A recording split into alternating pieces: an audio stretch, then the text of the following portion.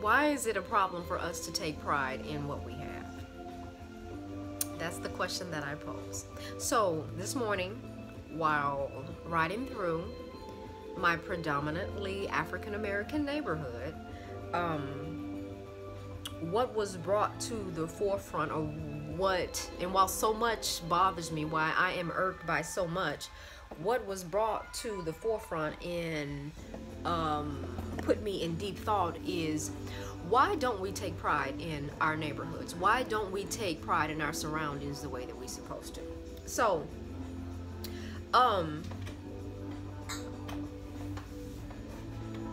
it's always okay. So it'll go like this. You'll be riding down the street and you will see somebody flick trash out the window, or you'll be at the light and people will politely roll the windows down and chunk trash out the car. So I'm like, wow.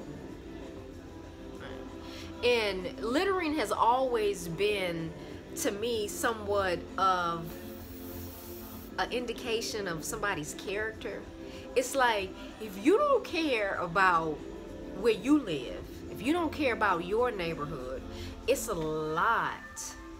It's a lot that you don't care about. Are you that disgusted with life to where the streets that you ride down every day, the places or the places that you go to every day, you could care less about, right?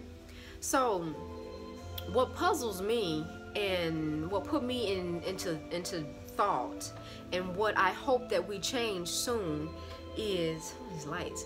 And what I hope that we change soon is the lack of pride that we have in our communities, the lack of pride that we take when it comes to our neighborhoods. So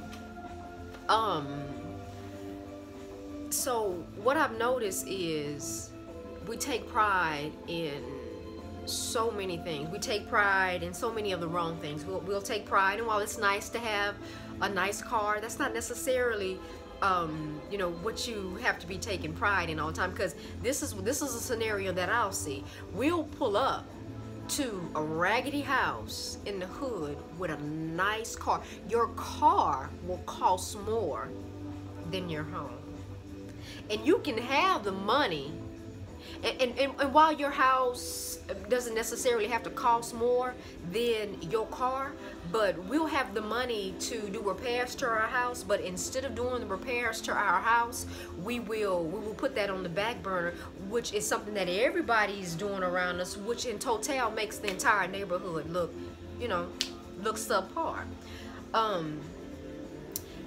But at the same time, it's a catch to it, because I'll hear us say things like, you know, just from observation, you know, or just I mean, statistically proven and shown, you know, more of us are college educated, more of us are going to decent paying jobs than ever. So we make money more. African Americans make more and gross more than they ever did in the history of the United States, I do believe. We are well paid people, and we spend a lot.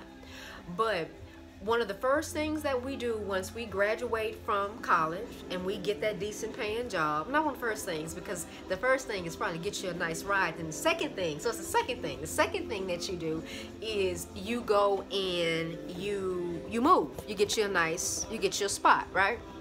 So you get you a spot, but your spot cannot be in your neighborhood. One of the second things that we do is we move out of our neighborhoods. We take our money, we take our resources, we take our time, we take them out of our neighborhood, and we go and we supposedly go and we live in neighborhoods that are supposed to be better than our neighborhoods. Which, and a lot of times these are neighborhoods that's, you know, 15, 20 miles in the suburbs somewhere that's away from where we grew up. We'll say that we're moving out of our neighborhoods because we don't like how people don't take pride in our neighborhood. We don't like it. It's raggedy in our neighborhood. It's nowhere nice to live in our neighborhoods. But what we fail to realize is there is a certain thing called gentrification that is happening predominantly in areas that are are inhabited by African Americans. And if you didn't know, a lot of the most African American neighborhoods in the multiple cities here within the United States of America are located in some of the best proximity to some of everything. It's prime real estate. It's prime location. So what is happening is they will tell you, or we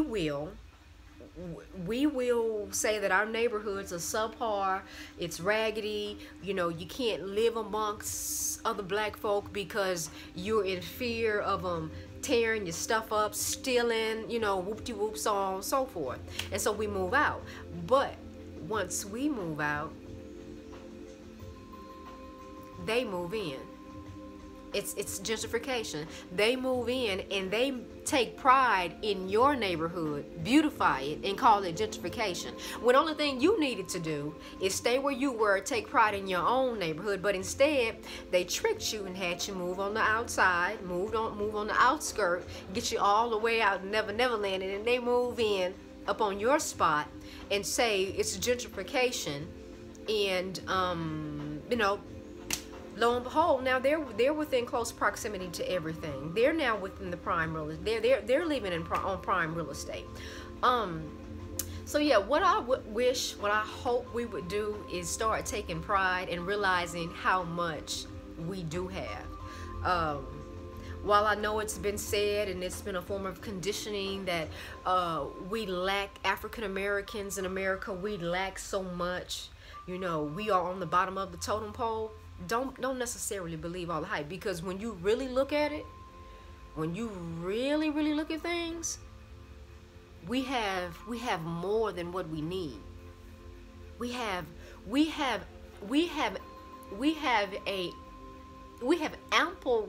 more than what we need. But they have gotten your head so and made you think that you're lacking to where you don't even realize how much you got. You don't realize how much you got. And it's another form of trickery. We always getting tricked. We stay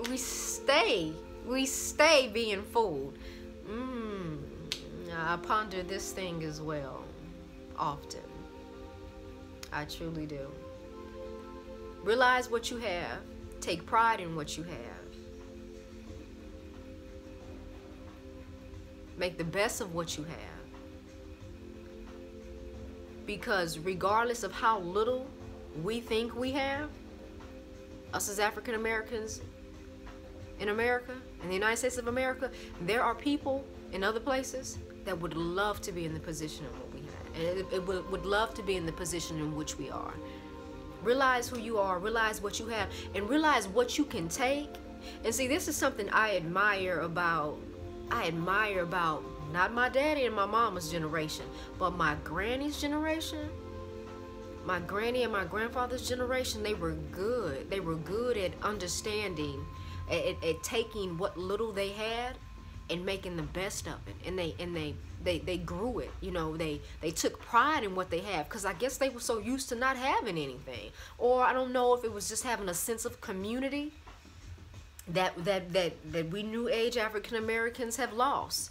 I guess they had a sense of community where they could get together and they took pride in what they had. So if you seen Johnny Boy taking care of his lawn, you was gonna get up and you were gonna take care of yours, and whoever next to you seen you taking care of yours was gonna take care of theirs, and it became a community.